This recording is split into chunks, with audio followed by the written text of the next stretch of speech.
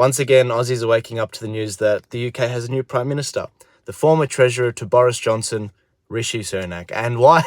We're not surprised by this, are we? I mean, on Friday, I posted a video where Mejid Nawaz explained what Rishi Sunak believes in, a global digital currency, and Nigel Farage predicted it would be Rishi Sunak that would get the position. And so in a second, I'm going to play you Nigel Farage's video where he talks about this is what it means for the UK, this is where they're going to go from here. But this is no shock, guys. This is almost like the Empire Strikes Back, but in the UK.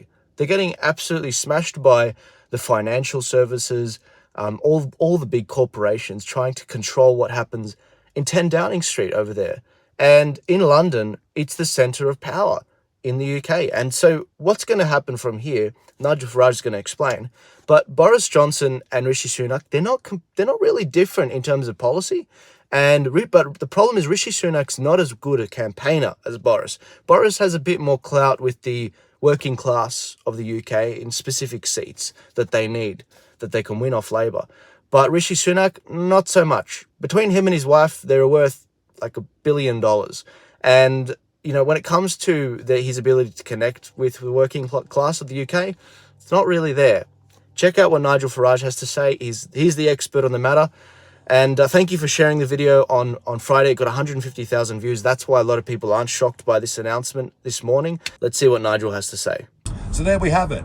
In the last few months, we've had 4 Chancellors of the Exchequer. Yes, we've had 3 Home Secretaries, 2 monarchs, and now our 3rd Prime Minister. Yes, September's loser is now October's winner. Rishi Sunak is our new Prime Minister. I can almost hear you cheering from here. What does it all mean? Well, Boris dropped out. You could feel the support ebbing away from him over the weekend. Even his former employers at The Spectator and The Telegraph were saying now is not the time.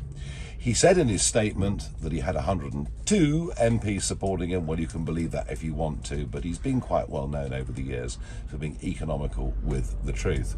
If he thought he had a shot at being PM again, in my view, he would have gone for it. But he says, no, I put country before party, meaning he can have another go at some point in the future. So it's Rishi Sunak. What does all that mean?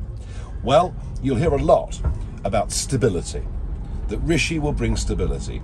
Quite right, it's exactly what he'll bring, a continuum of all the policies of Conservative governments for the last 12 years.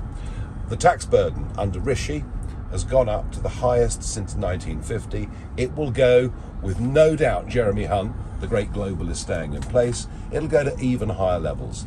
The war on the self-employed and small businesses will continue. Bear in mind, from April the 1st, corporation tax up 6%. You know, remember, your local laundrette pays corporation tax. Dividend income, which is how most directors of small limited companies pay themselves, up 1.25%, and the vicious IR35 rules to stay absolutely in place. So nothing will change there. We will continue with low growth. We will continue with low productivity. But it's okay. The markets will like it. The pound will rally a bit, and we'll call it stability. The cross-channel catastrophe, which of course the Border Force themselves now say is a threat to national security, that will continue. Oh, by the way, yesterday, 80 people, 80 young men landed on a beach near Dover and disappeared into the countryside. Last I heard, 60 had been rounded up, 20 still on the run, including one charming young man who broke into a woman's house in Aycliffe in Kent and demanded a phone and wanted money to get to Birmingham or Manchester. How lovely. What a nice start to a Sunday morning. Nothing will change on the channel. On Brexit, well, we will continue with more and more people being disappointed about Brexit because it's frankly not being done. Nothing is going to change. That is their definition of stability. But here's the big reason why Rishi is a disaster for the Conservatives.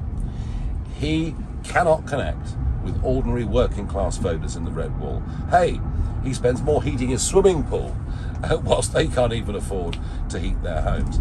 Not necessarily that being rich is a disqualifier, but he can't even go and talk to people. And there's nothing wrong with being a teetotaler.